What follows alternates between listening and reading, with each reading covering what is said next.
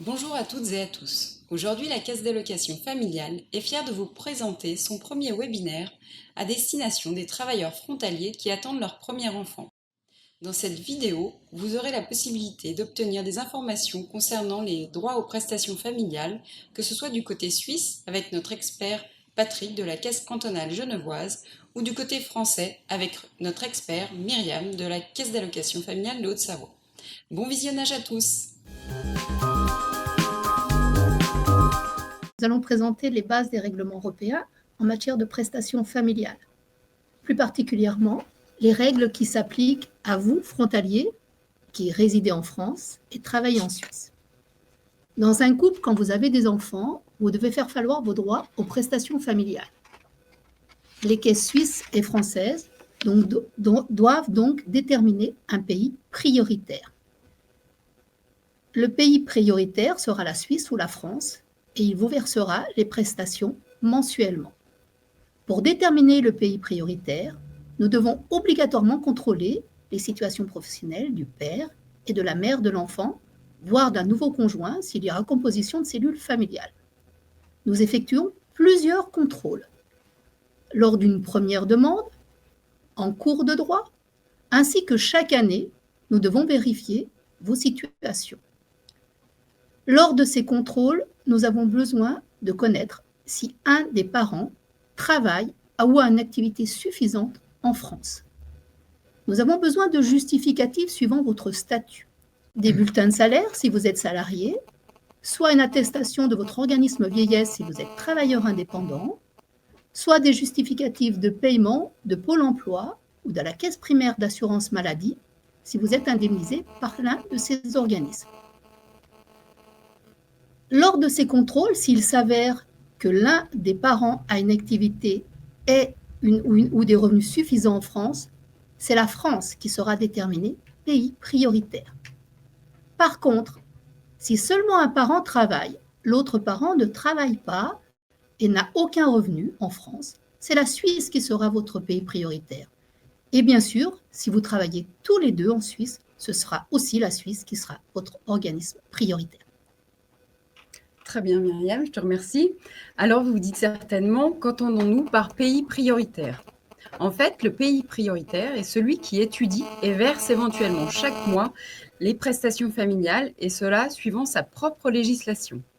Il faut savoir qu'en France, il existe un large panel de prestations familiales et que la spécificité, c'est le fait qu'elles soient soumises à conditions de ressources annuelles pour la plupart. En France, les prestations familiales peuvent également dépendre de l'âge de l'enfant, d'une autre charge, de votre situation familiale, voire d'un handicap. Si vous souhaitez connaître ces prestations familiales, vous pouvez vous rendre sur notre site caf.fr, rubrique droits et prestations. Par exemple, dans votre situation, vous attendez votre premier enfant, vous pouvez prétendre à la prime à la naissance, qui est soumise à conditions de ressources. Alors, comment la demander? Il faut simplement faire votre déclaration de grossesse en ligne sur le site caf.fr et ensuite déclarer la naissance de votre enfant une fois qu'il sera arrivé. Vous n'avez pas besoin de justificatif pour le faire en ligne. C'est une déclaration sur l'honneur que vous faites sur le site caf.fr. Et votre droit à la prime à la naissance sera étudié. Et si vous y avez droit, vous la recevrez 2 mois après la naissance de votre enfant. De même, vous pouvez également bénéficier de l'allocation de base qui est également soumise au même plafond que la prime à la naissance. À titre indicatif, pour un couple dont les 2 membres travaillent tous les deux, le plafond s'élève à 41 000 € environ. Donc, si vous ne dépassez pas ce plafond-là, vous pouvez bénéficier de l'allocation de base qui s'élève à un montant de 171 € mensuellement. Et il faut savoir, et c'est très important, que chaque année, nous réétudions ce droit à l'allocation de base au 1er janvier avec les ressources de l'année N-2. Par exemple, actuellement, nous étudions votre droit à la prime à la naissance et à l'allocation de base en fonction de vos revenus de l'année 2017. Et au 1er janvier 2020, nous réétudierons ce droit à l'allocation de base avec vos revenus de l'année 2018. Donc, il se peut tout à fait qu'au 1er janvier 2020, vous n'ayez plus de droit aux prestations familiales en France, plus de droit à l'allocation de base, puisque vos ressources seraient trop élevées. Dans ce cas-là, votre droit resterait toujours prioritaire en France, même si vous n'aviez pas de droit tous les mois versés par la France. En Suisse, par contre, c'est bien différent. Patrick, qu'est-ce que tu peux nous en dire plus à ce sujet? Alors oui, en Suisse, la loi sur les allocations familiales, qui est appelée la FAM, c'est une loi cadre qui régit les dispositions générales des allocations familiales. Et en fait, elle se limite à en fixer les minima. Et donc, les différents cantons peuvent par contre librement améliorer et compléter cette législation fédérale. Il faut savoir qu'en Suisse, les prestations familiales sont destinées aux parents afin de les aider à assumer l'entretien de leur enfant. Et elles comprennent en fait 3 types d'allocations. Il y a l'allocation pour enfants, qui est versée de 0 à 16 ans et qui, sur le canton de Genève, est d'un montant de 300 francs par mois. Il y a ensuite l'allocation de formation professionnelle, qui est versée de 16 à 25 ans pour autant que l'enfant soit en études, et qui sur Genève est d'un montant de 400 francs. Et il y a une dernière prestation qui est versée dans certains cantons, qui est une prime de naissance, qui elle par contre est soumise à condition de domicile, c'est-à-dire qu'il faut avoir résidé sur territoire suisse pendant les 9 mois qui précèdent l'accouchement. Sur Genève, cette prestation est de 2000 francs. À savoir également qu'en Suisse, les prestations ne sont pas soumises à condition de ressources, elles sont versées à partir du premier enfant. Et par contre, dans certains cantons, à partir du 3e enfant à charge, il peut y avoir un supplément de famille nombreuse qui, sur le canton de Genève, correspond à un montant de 100 francs par mois. Une dernière chose importante, une grosse différence avec la France, sur Suisse, il y a de très très nombreuses caisses d'allocation familiale, environ 200. Et donc, c'est très important de déterminer si votre employeur, dans quelle caisse il est affilié. La plupart sont affiliés par corps de métier, mais c'est important de vous adresser à vos ressources humaines pour savoir à quelle caisse vous êtes affilié, pour savoir auprès de quelle caisse vous devez réclamer les prestations familiales. Ok, merci Patrick. Voilà pour ce qui existe dans nos 2 pays respectifs. Alors, peut-être pensiez-vous choisir le pays qui allait vous verser vos prestations familiales mensuellement. Malheureusement, comme vous pouvez le constater, ce ne sera pas possible du fait de ces règlements européens. Mais par contre, vous ne serez pas perdant. Parallèlement à ces prestations versées mensuellement, vous pourrez demander un complément auprès du pays non prioritaire. Myriam, dans le cas où la France est prioritaire, comment faire pour demander ce complément en Suisse? Si la France est prioritaire, la caisse suisse va pouvoir vous calculer un complément. Ce complément s'appelle le complément différentiel. La caisse suisse aura besoin d'un justificatif pour l'étudier, ce complément différentiel. Donc, tous les ans, nous allons vous notifier vos droits avec un document bien spécifique qui s'appelle E411 ou attestation de paiement ou de non-paiement. Sur ce document, nous récapitulons tous vos droits de l'année écoulée. Par exemple, début 2019, nous avons notifié les droits 2018. Ce document est établi par enfant et avant CRDS. C'est un document qui est envoyé automatiquement. Vous ne pouvez pas le demander via votre compte CAF. Il est envoyé automatiquement à pratiquement tous les dossiers en droit prioritaire français entre début février et fin mars. Si vous ne l'avez pas reçu début avril, il faut recontacter votre caisse française. Tout simplement, peut-être que votre dossier n'est pas à jour ou que votre situation est bien particulière. Donc à ce moment-là, on vous réclamera peut-être des justificatifs pour pouvoir établir ce document. Comment ça se passe quand vous recevez ce formulaire E411 dans vos caisses suisses? Alors voilà, quand en Suisse on reçoit le document, le 411, on étudie en fait quels sont les montants qui ont été payés par la France, on les compare avec le droit potentiel aux prestations suisses, et si les prestations suisses sont plus élevées que le droit français qui a déjà été versé, nous payons donc la différence à tous les bénéficiaires. Ok, super. Et Myriam, à l'inverse, dans le cas où la Suisse est prioritaire, comment ça se passe? Alors, si la Suisse est prioritaire, on peut éventuellement en France étudier un droit. Ce complément s'appelle l'allocation différentielle et c'est une prestation trimestrielle. Donc, tous les trimestres civils, à la fin, nous vous envoyons une attestation à faire compléter par votre caisse suisse ou éventuellement par votre employeur. Ils vont attester les montants qu'ils ont payés par enfant et pour le trimestre écoulé. À réception, nous allons étudier l'allocation différentielle, qui est la différence entre votre droit français et votre droit suisse.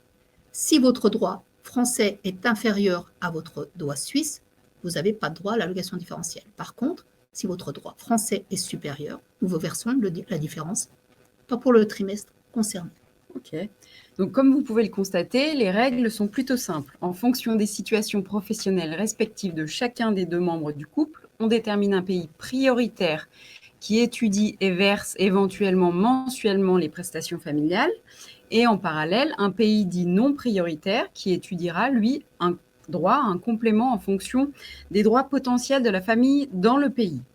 Cependant, pour faciliter la gestion de votre dossier, il est vraiment impératif de déclarer tous vos changements de situation professionnelle, familiale, celle des enfants également, auprès de vos CAF respectifs. C'est vraiment primordial car si vous le faites trop tardivement, on risque de payer à tort des prestations alors que l'autre pays était devenu prioritaire entre-temps. Donc, on insiste beaucoup sur ce point-là. Il faut vraiment déclarer tous les changements en temps et en heure. Et pour cela, vous avez le site CAF.fr sur votre compte sur lequel vous pouvez déclarer tous les changements très facilement et qui seront pris en compte bien plus rapidement que lorsque vous nous envoyez un courrier postal ou lors d'un appel téléphonique. Myriam, peux-tu nous en dire plus à ce sujet ?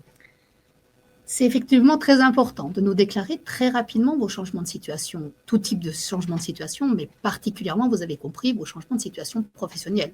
Aussi bien vos changements de situation professionnelle en France qu'en Suisse. Et vous devez déclarer ces changements aussi bien à votre caisse suisse qu'à votre caisse française. Vous avez 2 interlocuteurs quand vous êtes frontalier. Il ne faut jamais oublier que vous devez donner les informations à vos 2 caisses. Donc, si vous changez de situation professionnelle, ça peut avoir l'impact de changer le pays prioritaire. Quelques exemples qui changent le pays prioritaire. Par exemple, la Suisse est prioritaire parce que vous travaillez tous les 2 en Suisse. Imaginons que l'un des parents cesse son activité en Suisse et qu'il commence une activité en France, voire il est indemnisé par Pôle emploi. La Suisse ne sera plus prioritaire, c'est la France qui le deviendra.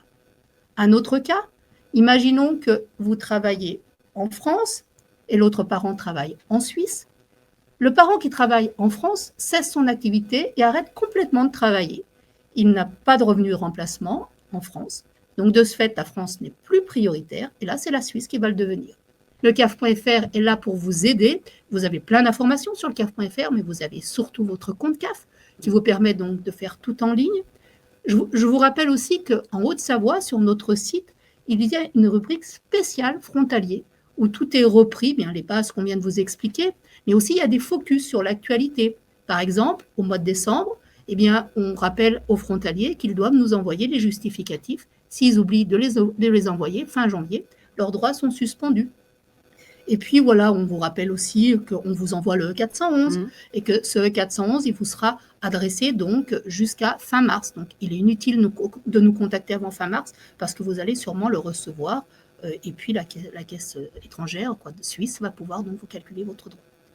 Je crois qu'on a tout dit, l'essentiel du moins, peut-être tout, peut-être pas, mais l'essentiel. Et donc là, c'est le décor. Oh, voilà. C'est à vous de poser vos questions sur le chat et puis nous nous ferons un plaisir de vous renseigner. N'hésitez pas.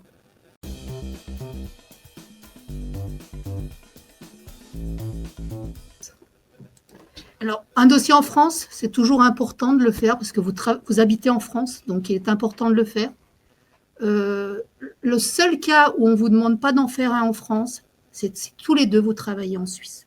Là, ce n'est pas obligé. Mais par contre, vous pouvez très bien travailler tous les 2 en Suisse, mais demander quand même, par exemple, je reviens sur le complément libre choix de mode de garde. Si vous faites garder votre enfant en France, vous allez bien devoir faire une demande en France. Donc, moi, je pense que c'est bien de faire un dossier en France. Je vais laisser Patrick répondre pour est-ce que c'est obligatoire de faire un dossier en Suisse aussi ? Alors oui, déposer une demande sur Suisse, de toute façon, dans le pire des cas, ce sera un refus si nous ne sommes pas le pays prioritaire. On vous dirigera peut-être vers la CAF française si la France est prioritaire. Mais déposer une demande en Suisse, en effet, est obligatoire si vous voulez toucher des prestations. Et il est très important de vous adresser à vos ressources humaines pour savoir auprès de quelle caisse, en fait, vous devez faire cette demande. Et surtout s'ils ont besoin d'avoir du complément différentiel. Exactement. Du moment que même si la France est prioritaire, vous allez sûrement devoir demander le complément différentiel. Et de ce fait, c'est quand même intéressant de faire les 2 dossiers de chaque côté de la frontière. Et comme ça, vous avez bien ces 2 interlocuteurs qui vous connaissent.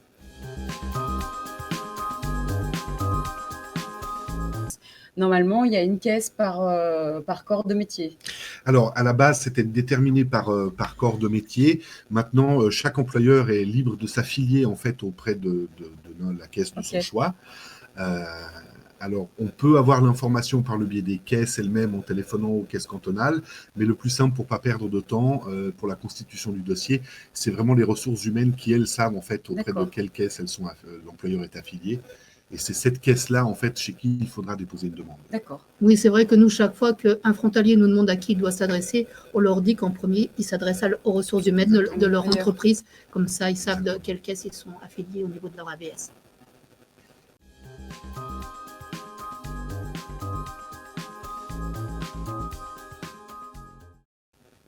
Alors, pour la partie suisse, je pense que c'est l'employeur qui gère la demande. Alors, on peut déposer une demande à titre personnel. De toute façon, on demandera, toutes les caisses demandent de toute façon un timbre, une signature avec les dates par rapport à votre emploi sur Suisse.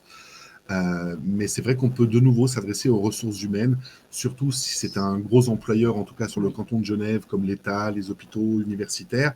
Les ressources humaines sont habituées en fait à déposer des dossiers auprès des caisses. Ok. En France, non. Là, par contre, ce n'est pas votre employeur C'est- qui fera la démarche. C'est vous, personnellement, qui devez faire la démarche auprès de la caisse d'allocation familiale.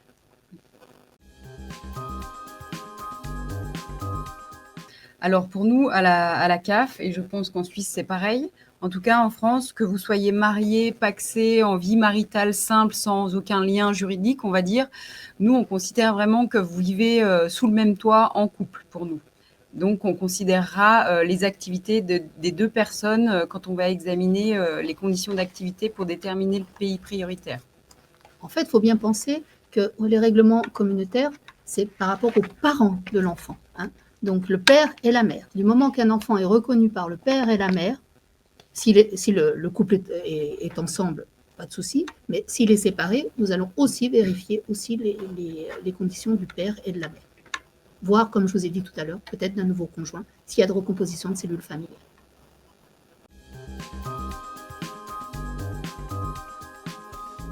Alors, il faudrait c'est des situations qui peuvent être particulières, donc il faudrait peut-être la situation exacte. En règle générale, on va dire vraiment pour dégrossir le plus facilement, ça sera la caisse en fait des deux conjoints qui bénéficient du salaire le plus élevé. Maintenant, à savoir qu'une activité dépendante ne prime pas sur une activité, une activité dépendante prime sur une activité indépendante. Donc il peut y avoir en effet plusieurs facteurs, mais on va dire en règle générale, c'est la personne qui a le salaire le plus élevé qui doit déposer la demande auprès de la caisse suisse. Ok.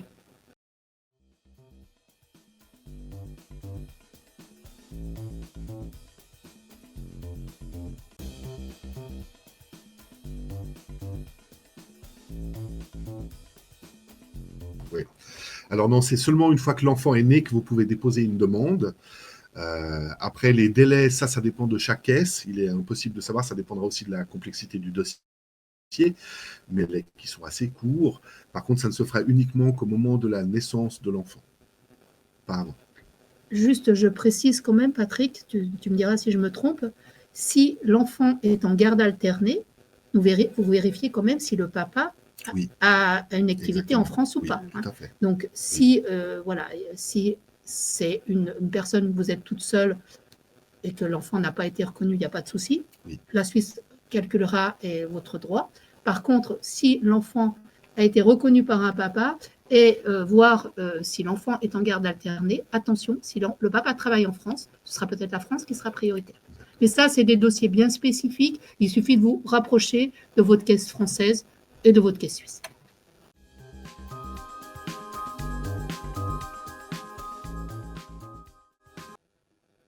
Eh bien, il y a toutes les prestations familiales qui sont prises en compte. Alors, je vais peut-être en oublier.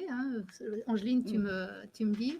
Alors, bien sûr, il y a l'allocation de base, il y a les allocations familiales, il y a le complément familial, il y a l'allocation de rentrée scolaire, il y a les prestations pour le handicap des enfants, il y a l'allocation de soutien familial, il y a le complément libre choix de mode de garde, il y a le complément libre choix la prestation partagée d'éducation de l'enfant, J'en ai Je oublié. crois que c'est tout. Je crois que c'est tout. Voilà. Toutes les prestations familiales sont prises en compte dans le calcul de l'allocation différentielle. Donc, nous additionnons toutes les prestations que vous auriez droit, nous enlevons les prestations suisses et nous vous payons la différence.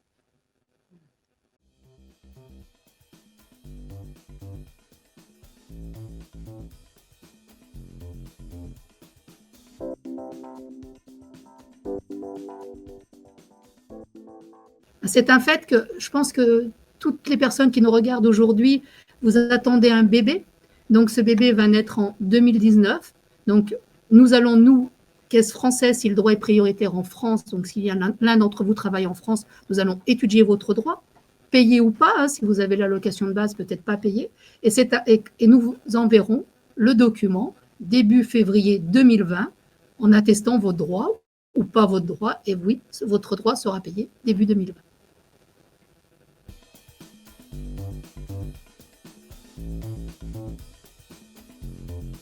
Quelque chose que vous devez nous annoncer, parce que si vous prenez un congé parental, vous allez sûrement bénéficier de prestations encore pendant un moment. De toute façon, ce qu'il faut comprendre, c'est que le droit sera toujours courant, que ce soit chez l'un des parents, soit chez l'autre parent. Et ça rejoint un peu ce que disait Myriam tout à l'heure. C'est très important, en effet, d'annoncer ce genre de situation et ce genre de changement, d'informer immédiatement votre caisse, donc que ça soit en France ou en Suisse, pour que nous, en fait, on puisse tout de suite réagir et vous dire, soit maintenant on doit couper les allocations familiales et, par exemple, c'est le conjoint qui doit faire une demande par le biais de son employeur, ou si on continue à payer des prestations. Vraiment, ça, c'est des cas de figure qui sont particuliers, mais c'est très, très important, en effet, d'en informer immédiatement les deux organismes pour pouvoir réagir immédiatement. Le droit, de toute façon, sera courant soit par le père, soit par la mère, de toute façon.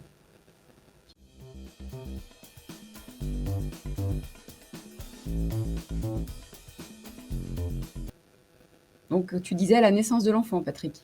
Alors oui, généralement, une fois que l'enfant est né, vous pouvez déposer à ce moment-là une demande auprès de votre employeur. Vous pouvez demander aux ressources humaines pour qu'une demande d'allocation familiale soit déposée auprès de la caisse de compensation chez qui il est affilié. Exactement. Dès la naissance de l'enfant, mais jamais avant. Contrairement à la France, où vous allez déclarer votre grossesse pour qu'on puisse étudier la prime à la naissance. Voilà, donc s'il n'y a pas d'autres questions, nous allons pouvoir clôturer. Nous espérons que ces informations vous auront été utiles à tous et à toutes. N'hésitez pas à nous recontacter par mail ou par téléphone pour avoir plus d'informations, sachant que sur le site caf.fr, vous avez vraiment beaucoup d'informations. Donc en premier lieu, on vous invite grandement à y faire un petit tour pour avoir toutes les infos générales qu'on vient de vous présenter. Voilà Patrick, merci à toi pour ta venue sur Annecy. Merci Myriam pour toutes ces informations précieuses et intéressantes. Nous vous souhaitons une bonne soirée et à bientôt. Merci à vous tous. Au revoir. Au revoir. Au revoir.